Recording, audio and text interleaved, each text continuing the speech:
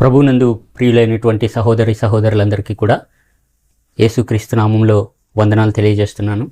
మరి ఈ సందర్భంలో యేసుక్రీస్తు ప్రభువారు సిలువపై మాట్లాడినటువంటి 7 మాటలను కూడా మరి ఒక్కొక్క మాటగా మనము ధ్యానిద్దాము. దేవుని చిత్తమైతే ప్రతి ఒక్క వీడియోలో కూడా ఒక్కొక్క మాట గురించి మరి వివరించాలని చెప్పి తలంపు ఉన్నది. కాబట్టి ఆయన సిలువపై మాట్లాడినటువంటి మొదటి మాట ఈరోజు వాక్య ధ్యానంగా మనము చూద్దాం.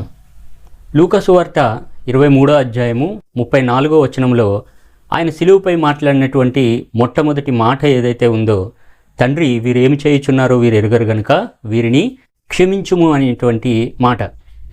ఒకసారి ఆ లేఖన భాగాన్ని మనము పరిశీలిద్దాం.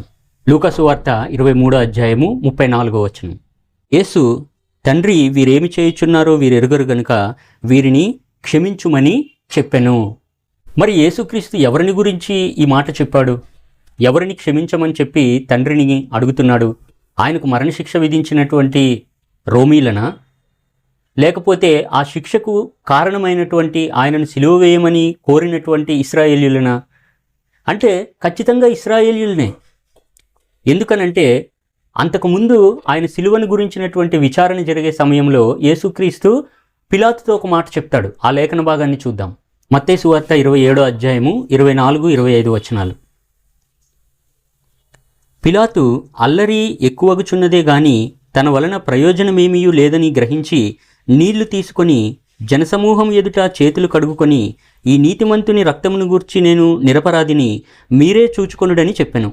అందుకు ప్రజలందరూ వాని రక్తము మా మీదను మా పిల్లల మీదను ఉండునుగా కనిరి. ఇశ్రాయేలీయులు కోరుకున్నారు, ఈ నిరపరాధి అయినటువంటి నిర్దోషి అయినటువంటి యేసుక్రీస్తు ప్రభు వారి రక్తము మా మీద మా పిల్లల మీద ఉండునుగాక అని చెప్పేసి వాళ్ళు ఆ రక్తాపరాధాన్ని కోరుకున్నారు. వాళ్ళు పిలాతు అయితే వాళ్ళని హెచ్చరించాడు, కానీ వాళ్ళు విననప్పుడు ఆయన ఏం చేశాడనంటే, ఈ నీతిమంతుని రక్తం ఏదైతే మీరు చిందించాలని చెప్పేసి కోరుకుంటున్నారో ఆ రక్తము నా మీద నా కుటుంబం మీద ఉండకూడదు అని చెప్పి నీళ్లు తీసుకొని చేతులు కడుక్కున్నాడు. కానీ వీళ్ళైతే నీ మీద ఏ తప్పు ఉండదు, నువ్వైతే ఆయన్ని సిలువ వేసేయి, మరణశిక్ష విధించు ఆయనకి. అయితే ఆయన రక్తం వలన ఏదైనా దోషం వచ్చినట్లయితే, లేకపోతే ఏదైనా పాపము వచ్చినట్లయితే, లేకపోతే మరింకేదైనా శిక్ష వస్తే అది మా మీద మా పిల్లల మీద మా కుటుంబాల మీద ఉండాలి అని చెప్పేసి ఇశ్రాయేలీయులే యేసుక్రీస్తు యొక్క రక్తాపరాధాన్ని మేమే భరిస్తామని చెప్పేసి వాళ్ళుగా కోరుకున్నారు దాన్ని. కాబట్టి యేసుక్రీస్తు చేసినటువంటి క్షమాపణతో కూడుకున్నటువంటి ప్రార్థన ఏదైతే ఉందో, తండ్రి వీరేమి చేయుచున్నారో వీరు ఎరుగరు గనుక అని చెప్పినటువంటి మాట ఇశ్రాయేలీయుల నిమిత్తము ఆయన పలికినటువంటి మాటగా మనము ఈ లేఖన భాగాన్ని బట్టి పరిగణించవచ్చు.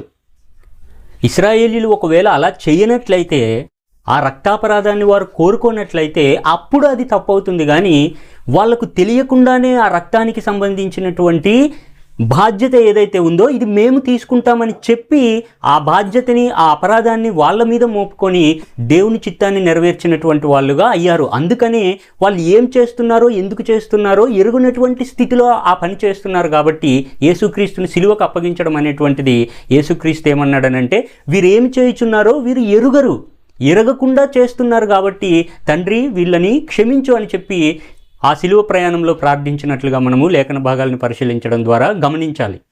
ఎందుకంటే యేసుక్రీస్తు పుట్టడం కానీ, ఆయన పరిచర్య చేయడం కానీ, ఆయన సిలువ మరణానికి అప్పగించడం కానీ, ఇవన్నీ కూడా దేవుని చిత్తానుసారంగా ఒక ప్రణాళిక ప్రకారము ప్రవచనాలన్నీ కూడా ఆయనను గురించి ఏదైతే రాసి ఉంచారో అవన్నీ కూడా నెరవేరేటువంటి విధంగా జరుగుతున్నాయి. అందుకని చెప్పి అదే సందర్భంలో పిలాతు యేసుక్రీస్తుని ఏమంటాడనంటే, నిన్ను విడిపించడానికి కానీ నిన్ను చంపేయడానికి కానీ నాకు అధికారం ఉంది, నువ్వెందుకు నోరు తెరిచి మాట్లాడడం లేదు, నువ్వు ఒక మాట మాట్లాడినట్లయితే నాకు అధికారం ఉంది, నిన్ను విడుదల చేసేస్తాను అని చెప్పన్నప్పుడు యేసుక్రీస్తు ప్రభు వారు ఒక మాట చెప్తారు. యోహాను సువార్త 19వ అధ్యాయము 11వ వచనం. అందుకు యేసు, పైనుండి నీకు ఇయ్యబడి ఉంటేనే తప్ప నా మీద నీకు ఏ అధికారమును ఉండదు అని చెప్పి యేసుక్రీస్తు పిలాతుతో ఈ మాటలు చెప్తున్నాడు. యేసుక్రీస్తు చనిపోవడం అనేటువంటిది, ఆయన సిలువలో మరణించడం అనేటువంటిది ఎవరి అధికారంలో జరుగుతుంది?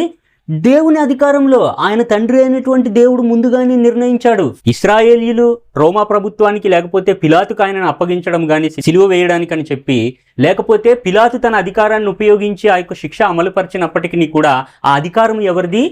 దేవునిది. పైనుండి నీకు ఇయ్యబడి ఉంటేనే తప్ప నువ్వు నన్ను ఏమి చేయలేవు. నా మీద నీకు నా ప్రాణాన్ని తీయడానికి నీకు ఏ విధమైనటువంటి అధికారము కూడా లేదు అని చెప్పి యేసుక్రీస్తు తన మరణాన్ని గురించి పిలాతుతో మాట్లాడుతున్నాడు. యేసుక్రీస్తుకి ఈ విషయం తెలుసును కాబట్టే తండ్రి వీరేమి చేయుచున్నారో వీరికి తెలియదు, ఇది దేవుని చిత్తము, దేవుని యొక్క అనాదికాల సంకల్పము, ఈయన సిలువ వేయబడి లోకమంతటిని రక్షించడానికని చెప్పి తన ప్రాణాన్ని పణంగా పెట్టాలనేటువంటిది వీళ్ళు అనుకుంటున్నారు, మేము చంపేస్తున్నాము ఈయన అని చెప్పి. కానీ ఆయనకు తండ్రి చిత్తం ఏంటో తెలుసు కాబట్టి, దేవుని యొక్క ఏర్పాటు ఏ విధంగా తన యందు నెరవేరుతుందో తెలుసు కాబట్టి, తండ్రి వీరు ఏమి చేయుచున్నారో వీరు ఎరుగరు గనుక వీరిని క్షమించుము అని చెప్పి యేసుక్రీస్తు ప్రభువారు ఈ యొక్క ప్రార్థన చేసినట్లుగా మనము గమనించాలి. ఏంటి వీళ్ళకు తెలియనటువంటి విషయము, ఏంటి వీళ్ళకు మరుగుపరిచి ఉంచినటువంటి విషయము, ఏమిటి వీళ్ళకు అర్థం కాకుండా ఉన్నటువంటి విషయము? యేసుక్రీస్తు ప్రభువారు వీరు ఎరుగకే ఈ పని చేస్తున్నారని చెప్పినటువంటి విషయాలు ఏంటి? యెషయా గ్రంథం 53వ అధ్యాయము 5-6 వచనాలు. మన అతిక్రమములను బట్టి అతడు గాయపరచబడెను, మన దోషములను బట్టి నలుగగొట్టబడెను, మన సమాధానార్థమైన శిక్ష అతని మీద పడెను, అతడు పొందిన దెబ్బల చేత మనకు స్వస్థత కలుగుచున్నది. మనమందరము గొర్రెల వలె త్రోవ తప్పిపోతిమి, మనలో ప్రతివాడును తనకిష్టమైన త్రోవకు తొలిగెను, యెహోవా మన అందరి దోషమును అతని మీద మోపెను. ఈయన ఎవరి దోషాన్ని బట్టి నలుగగొట్టబడుతున్నాడు? ఎవరికి స్వస్థత కలగాలని చెప్పేసి గాయపరచబడుతున్నారని అంటే ఇశ్రాయేలీయుల యొక్క దోషాలు. అంతకుముందు యోహాను చెప్పినట్లుగా లోకమంతట్లో ఉన్నటువంటి పాపాన్నంతటినీ కూడా తీసివేయడానికని చెప్పి ఈయన నలగగొట్టబడేటువంటిది, ఈయన రక్తము కార్చేటువంటిది. అది ముందుగానే దేవుడు సిద్ధపాటు చేసి ఉంచాడు. అనేకమైనటువంటి ప్రవక్తల ద్వారా ప్రవచించి ఆయన సేవకుల ద్వారా ముందుగానే ఆ విషయాలన్నింటినీ కూడా రాసిపెట్టి ఉంచాడు. వాటి నెరవేర్పులో భాగంగానే ఈ యొక్క విషయాలన్నీ కూడా జరుగుతూ ఉన్నాయి. వీరు ఎరుగరు అంటే ఈ విషయాలు, ధర్మశాస్త్ర సంబంధమైనటువంటి విషయాలు ఏవైతే ఉన్నాయో, దేవుడు అనాది కాలం నుంచి బయలుపరుచుకుంటూ వస్తున్నటువంటి విషయాలు ఏవైతే ఉన్నాయో వాటి యొక్క గ్రహింపు ఆయనను అప్పగించి సిలువ వేస్తున్నటువంటి యొక్క ఇశ్రాయేలీయులకి తెలియలేదు, వారు ఎరగలేదు. ఎరుగరు వీరిని క్షమించు అంటే ఏమి ఎరగరు వారికి ఏమి తెలియదు అని అంటే యెషయా గ్రంథం 53వ అధ్యాయం వాళ్ళకి తెలియదు. వాళ్ళ పితరులైనటువంటి అబ్రహాము దేవుడు, ఇస్సాకు దేవుడు, యాకోబు దేవుని యొక్క ఏర్పాటు లోకాన్ని అంతటినీ రక్షించాలనేటువంటి ఆ విధానం వాళ్ళు గుర్తెరగలేదు. అందుకనే వీరేమి చేయుచున్నారో వీరు ఎరుగరు గనుక వీరిని క్షమించుము అని చెప్పి ఆయన ప్రార్థించాడు. కీర్తనల గ్రంథం 69వ అధ్యాయము 8వ వచనం. నా సహోదరులకు నేను అన్యుడనైతిని, నా తల్లి కుమారులకు పరుడనైతిని. ఇది దావీదు యేసుక్రీస్తుని గురించి మాట్లాడుతున్నటువంటి ప్రవచన వాక్యం. ఆయన సిలువ వేయబడింది ఎవరి చేత? ఎవరు ఆయనను అప్పగించారు మరణానికనంటే నా సహోదరులకు నేను అన్యుడనైతిని, నా సొంత ఇంటి వారికే నేను అన్యుడనైపోయాను. కాబట్టి ఇక్కడ జరుగుతున్నదంతా కూడా దేవుని చిత్తానుసారము సరైనటువంటి మార్గంలోనే జరుగుతుంది. ఆయన సహోదరులైనటువంటి వాళ్ళు, ఆయన సొంత రక్త సంబంధీకులు ఆయనను అప్పగించాలి సిలువ మరణానికి. కాబట్టే వీళ్ళు ఏం చేస్తున్నారు? వీరు ఎరుగరు. దేవుని ఏర్పాటు అనేటువంటిది ఇశ్రాయేలీయుల ద్వారా దేవుని చిత్తం అంతా కూడా నెరవేరుతుంది. అయితే యేసుక్రీస్తు అయితే ఈ విషయాలన్నీ కూడా ఎరిగిన వాడై తన తండ్రి చిత్తం ఏదైతే ఉందో, అనాది కాలం నుంచి ఆయన గురించి ఏర్పాటు చేయబడినటువంటి మార్గం ఏదైతే ఉందో అదంతా కూడా నెరవేరేటువంటి విధంగా దేవుని చిత్తం అంతా కూడా తన యందు నెరవేరాలని చెప్పి ధర్మశాస్త్రము ద్వారా వచ్చినటువంటి యొక్క పాప సంబంధమైనటువంటి నియమం అంతా కూడా తన శరీరం అందు కొట్టివేయబడాలి అని చెప్పి లోకమంతటి నిమిత్తమైనటువంటి పాప పరిహారార్థ బలిగా యేసుక్రీస్తు అర్పించబడడానికి తనను తాను సిద్ధపరచుకొని ఆ కార్యక్రమంలో ఆయన పాల్గొంటున్నట్లుగా మనము చూస్తాం. మరొక లేఖన భాగాన్ని పరిశీలిద్దాము. యేసుక్రీస్తుని తన సహోదరులు బలి అర్పించారు, సరే, ఆయనను సిలువకు అప్పగించారు, సరే, ఆయన మరణానికి కారణమయ్యారు, సరే. ఎవరు ఈ యొక్క లోక పాపాన్ని అంతటినీ కూడా మోసుకొని పోయేటువంటి దేవుని గొర్రెపిల్లను అర్పించవలసింది? దేవుడు ఎవరికి ఆ బాధ్యత అప్పగించాడు అని అంటే రక్షణ యూదులలో నుంచే కలుగుతుంది అనేటువంటి లేఖన భాగం ఉంది. కాబట్టి ఈ విషయాలన్నీ కూడా ఎలాగ జరుగుతూ వస్తున్నాయి అనేటువంటి విషయం మనం అర్థం చేసుకున్నట్లయితే ఆయన ఎందు నిమిత్తమై చంపబడ్డాడు, ఎందు నిమిత్తమై తిరిగి పునరుద్ధానుడై బయటకు వచ్చాడు అనేటువంటి విషయాలన్నీ కూడా మనకి లేఖన భాగాలను పరిశీలించడం ద్వారా స్పష్టమైనటువంటి అవగాహన రావడానికి దేవుడు చాలా సులువైనటువంటి విషయాలుగా వీటన్నింటినీ కూడా మన ముందు ఉంచాడు. నిర్గమకాండం 12వ అధ్యాయము 6వ వచనం. నిర్దోషమైన ఏడాది మగపిల్లను తీసుకొని వలెను, గొర్రెలలో నుండి అయినను మేకలలో నుండి అయినను దానిని తీసుకొని వచ్చును. అలాగే 11వ వచనం కూడా, మీరు దానిని తినవలసిన విధం ఏమనగా, మీ నడుము కట్టుకొని, మీ చెప్పులు తొడుగుకొని, మీ కర్రలు చేత పట్టుకొని త్వరపడుచు దాన్ని తినవలెను. అది యెహోవాకు పస్కా బలి. కాబట్టి ఈ పస్కా బలి ఎవరి నిమిత్తం నిర్ణయించబడింది? ఈ పస్కా బలి యొక్క అర్థం ఏమిటి అనంటే, ఇశ్రాయేలీయుల ఐగుప్తులో నుంచి విడుదల పొంది ఆ యొక్క శ్రమలో నుంచి యోర్దాను నది దాటి దేవుడు వారి పితరులకు వాగ్దానం చేసినటువంటి పాలుతేనెలు ప్రవహించేటువంటి వాగ్దాన దేశానికి వెళ్ళాలి. కాబట్టి ఆ విడుదలకు ముందు జరిగినటువంటిది ఈ యొక్క పస్కా బలి. దేవుడు ఈ పస్కా బలి అనేటువంటిది చేయమని చెప్పి ఈ గొర్రెపిల్ల, నిర్దోషమైనటువంటి గొర్రెపిల్లను బలి అర్పించేటువంటి బాధ్యత ఎవరిది అని అంటే ఇశ్రాయేలీయులది. ఇశ్రాయేలీయులు మాత్రమే ఈ యొక్క పస్కా బలి అనేటువంటిది అర్పించాలి. వారికి నిర్ణయించబడినటువంటిది, వాళ్ళ చేత మాత్రమే ఈ యొక్క బలి అర్పణ అనేటువంటిది జరగాలి. కాబట్టి యేసుక్రీస్తు ఏమన్నాడనంటే, వీళ్ళకి తెలియక చేస్తున్నారు, వీళ్ళకి తెలియకుండా దేవుని చిత్తాన్ని నెరవేరుస్తున్నారు. కాబట్టి క్షమకు అర్హులు వీళ్ళు. క్షమించబడడానికి వీళ్ళకి కావలసినటువంటి అర్హతలన్నీ కూడా ఉన్నాయి. ఎందుకనంటే గొర్రెపిల్లను అర్పించి దాని యొక్క రక్తాన్ని మీది గుమ్మానికి, 2 అడ్డగుమ్మాలకి రాసుకోమని చెప్పింది ఎవరు? దేవుడే కదా. దేవుడే వాళ్ళకి ఆజ్ఞాపించాడు ఆ విషయాన్ని. ఈ పస్కా బలి అనేటువంటిది మీరు మీ కుటుంబంతో కలిసి ఆచరించాలి. నా సహోదరులకు నేను అన్యుడనైతిని అని చెప్పి ఇక్కడ యేసుక్రీస్తు ప్రభు వారి దానికి సంబంధించినటువంటి విషయాలు మాట్లాడుతున్నారు. ఆయన సొంత ప్రజల చేత, సొంత సహోదరుల చేత ఆ బలి అనేటువంటిది జరిగితేనే అది రక్షణకు కారణమవుతుంది. ఇశ్రాయేలీయులకు మాత్రమే కాదు కానీ లోకం అంతటికీ కూడా ఆ పస్కా పశువు యొక్క బలి అనేటువంటిది, దాని యొక్క రక్తం అనేటువంటిది ప్రాయశ్చిత్తార్థముగా ఎంచబడుతుంది. కాబట్టి క్షమాపణ అనేటువంటిది దేవుని యొక్క మాట వినడం ద్వారా జరుగుతుంది అనేటువంటి విషయాన్ని మనం ఇక్కడ గమనించాలి. ఈయనే కదా ఆ పస్కా పశువు.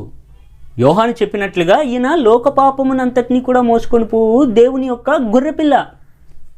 దాన్ని పౌలు ఏమంటాడనంటే 1 కొరింథీ పత్రిక 5వ అధ్యాయము 7వ వచనంలో, మీరు పులిపిండి లేనివారు గనుక క్రొత్త ముద్ద అవుటకై ఆ పాతదైన పులిపిండిని తీసి పారవేయుడి. ఇంతేకాక క్రీస్తు అను మన పస్కా పశువు వధింపబడెను. ఈయన పస్కా పశువు. నువ్వు ఉన్నటువంటి బానిసత్వం నుంచి, ఏంటి బానిసత్వము? పాపం అనేటువంటి కాడి కింద, పాపం అనేటువంటి దాస్యములో నువ్వు బానిసత్వం చేస్తున్నావు. కాబట్టి ఆ బానిసత్వం నుంచి నిన్ను విడిపించేటువంటి పస్కా పశువున. ఈ పస్కా పశువుని ఆయన సొంత ఇంటివారే, ఆయన యొక్క సహోదరులే ఆ పని చేయాలి. కాబట్టి యేసుక్రీస్తు ఎందు నిమిత్తము ఈ యొక్క ప్రార్థన చేశాడు, ఎందుకు క్షమించమన్నాడు, ఆ క్షమాపణ ఏ రకంగా వస్తుంది అనేటువంటిది మనము గమనించాలి. నువ్వు క్షమించబడ్డావు పో అంటే ఆ క్షమాపణ రాదు, లేకపోతే నువ్వు క్షమించేస్తే ఏ క్షమాపణ జరగదు. కానీ దేవుని మాట ప్రకారము చేస్తే ఆ క్షమ అనేటువంటి దానికి అర్హత వస్తుంది. దేవుని యొక్క ఉద్దేశాన్ని ఎరిగి అది నీ ద్వారా నెరవేరబడడానికి నువ్వు అవకాశం కల్పించాలి. అప్పుడు నేను నిన్ను క్షమించినట్లయితే ఆ క్షమాపణకి అర్థం ఉంటుంది. దేవుడు నా యొక్క ప్రార్థన ద్వారా, నీ యొక్క ప్రార్థన ద్వారా ఇతరులను క్షమించేటువంటి అవకాశము ఉంటుంది. ఎరగకుండా ఏం చేస్తున్నారో తెలియకుండానే దేవుని చిత్తం అనేటువంటిది ఇక్కడ నెరవేర్చబడుతుంది. కాబట్టి ఇశ్రాయేలీయుల ద్వారా యేసుక్రీస్తు చేసినటువంటి ప్రార్థన ఫలభరితమైనటువంటి, ఫలవంతమైనటువంటి ప్రార్థనగా మనము గమనించాలి. కాబట్టి యేసుక్రీస్తు యొక్క సిలువలో చెప్పినటువంటి యొక్క క్షమాపణను గురించినటువంటి మాట ద్వారా మనం నేర్చుకోవాల్సినటువంటి పాఠం ఏంటి? మనకు ముందు మార్గదర్శకత్వంగా యేసుక్రీస్తు ఉంచినటువంటి విషయం ఏంటనంటే క్షమించడము.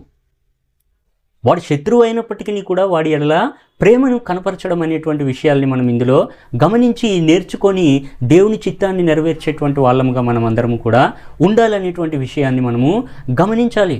ఆయన నిర్దోషమైనటువంటి వాడు అయినప్పటికీ కూడా, పాపము ఎరుగనటువంటి వాడు అయినప్పటికీ కూడా, పాప స్వభావంలో ఉన్నప్పటికీ కూడా పాపము లేనటువంటి వాడై ఉన్నాడు యేసుక్రీస్తు. అయినప్పటికీ కూడా, ఏ తప్పు చేయనటువంటి వాడు అయినప్పటికీ కూడా ఇశ్రాయేలు ప్రజలు ఏం చేశారు? ఆయన మీద నిందలు మోపారు, నేరస్తుడని చెప్పి అబద్ధ సాక్ష్యాలు పుట్టించారు, అనేకమైనటువంటి అవమానకరమైనటువంటి పరిస్థితుల్లో యేసుక్రీస్తుని ఉంచారు. అయినప్పటికీ కూడా యేసుక్రీస్తు ఎందుకని చెప్పి ఈ రకమైనటువంటి క్షమాపణను గురించినటువంటి ప్రార్థన తండ్రికి చేస్తున్నాడనంటే, వాక్యం ఎడల, దేవుని యొక్క చిత్తం ఎడల సంపూర్ణమైనటువంటి అవగాహన ఆయనకున్నది. కాబట్టి ఆయన పొందినటువంటి ప్రతి ఒక్క దెబ్బ చేత ఇతరులకు, తన సహోదరులకు, లోకమంతా ఉన్నటువంటి మనుషులందరికీ కూడా స్వస్థత దేవుడు కలిగిస్తున్నాడు. కాబట్టి కాబట్టి దేవుని చిత్తం ఎడల అవగాహన కలిగి ఉన్నట్లయితే యేసుక్రీస్తు మాత్రమే కాదు కానీ మనము కూడా మన యొక్క సహోదరులను కానీ శత్రువులను కానీ క్షమించేటువంటి స్వభావంలోనికి వస్తాము.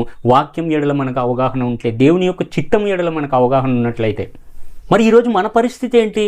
మనమైతే చాలా నీతిమంతులం, చాలా దయాగుణం కలిగినటువంటి వాళ్ళం. మనం ఎవడు ఏమన్నా మనం ఏమీ అనము, ఎవరు మనల్ని నిందించినా మనం ఏమీ అనము. వాక్యాన్ని బట్టి ఒకసారి మనం ఆత్మ పరిశీలన చేసుకున్నట్లయితే మన యొక్క స్థితి ఏ స్థాయిలో ఉందనేటువంటిది మనకి అర్థమవుతుంది. దానికి ప్రాతిపదిక ఏంటంటే దేవుని యొక్క వాక్యమే. ఈ వాక్యాన్ని అద్దంలాగా మనం ముందు పెట్టుకొని మనం పరిశీలన చేసినట్లయితే ఈ శరీర సంబంధమైనటువంటి స్వభావం ఏంటనేటువంటిది మనకు అర్థమవుతుంది. నేను నీతిమంతుణ్ణి అని చెప్పినటువంటి వాడికి యేసుక్రీస్తు యొక్క రక్తముతో ఏమాత్రం కూడా అవసరము లేదు. ప్రతి ఒక్కడు కూడా నేను పాప స్వభావంలో ఉన్నాను అంటే క్షమాపణ నాకు అవసరమైంది. యేసుక్రీస్తు ఇశ్రాయేలీయులను గురించినటువంటి చేసినటువంటి ప్రార్థన ఏదైతే ఉందో అది మనందరికి కూడా అవసరమై ఉన్నది. కారణం ఏంటంటే పాపంలో జీవిస్తున్నాం కాబట్టి, ఈ పాప స్వభావం నుంచి విడుదల పొందాలి. కాబట్టి దేవుని చేత క్షమాపణ మనకు ఎంత అవసరం అనేటువంటి విషయాన్ని మనము గమనించాలి, గుర్తెరగాలి. దాన్ని బట్టి దేవునికి మనము ప్రార్థన చేయాలి. సరే, తప్పు చేయకుండా ఉండేటువంటి వాడు ఎవడు?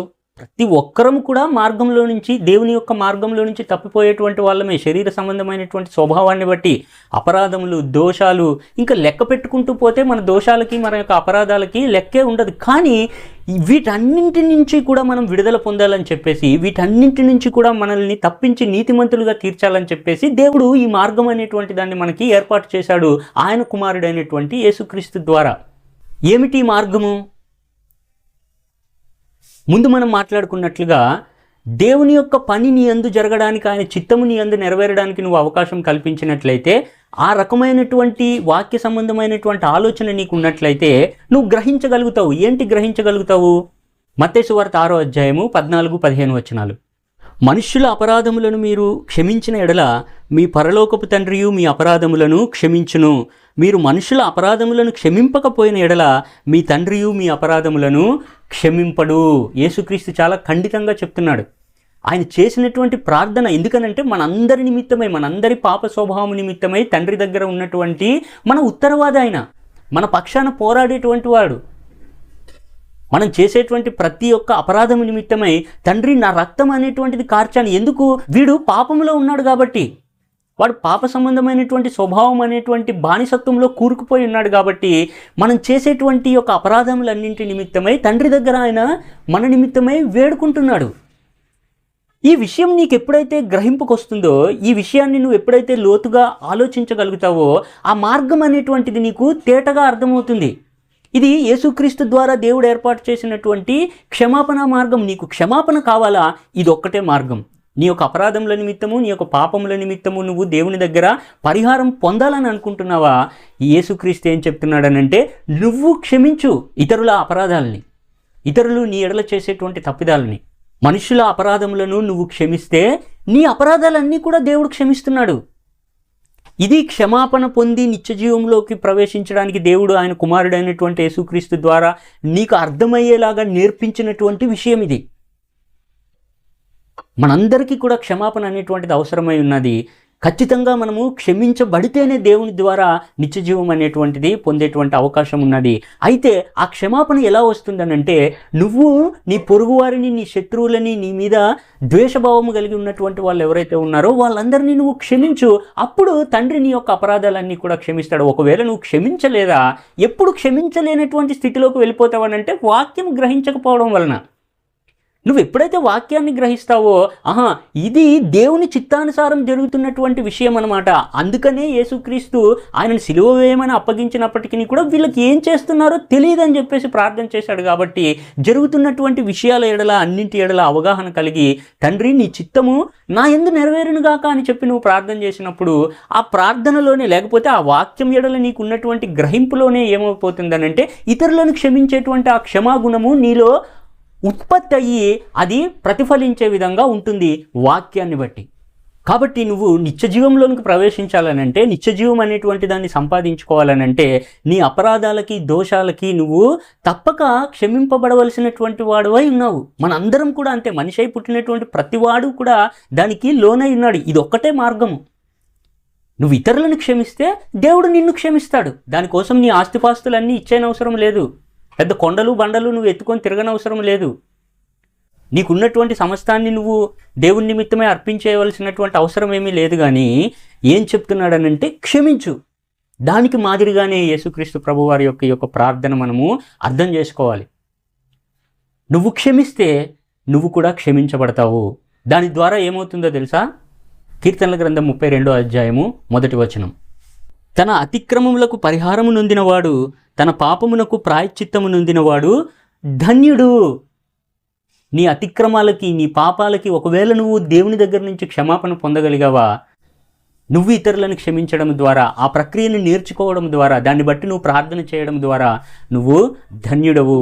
కాబట్టి యేసుక్రీస్తు ప్రభువారు శిలువపై పలికినటువంటి మొదటి మాట, తండ్రి వీరు ఏమి చేయుచున్నారో వీరు ఎరుగరు కనుక వీరిని క్షమించుము అని చెప్పి. మనం కూడా మన యొక్క అపరాధాలు క్షమించబడాలని అంటే మన చుట్టూ ఉన్నటువంటి వారందరినీ కూడా, మనుషులందరినీ కూడా సాధ్యమైనంత వరకు కూడా క్షమించేటువంటి వారముగా ఉండాలి.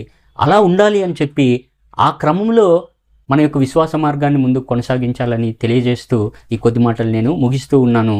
అందరికీ కూడా వందనాలు.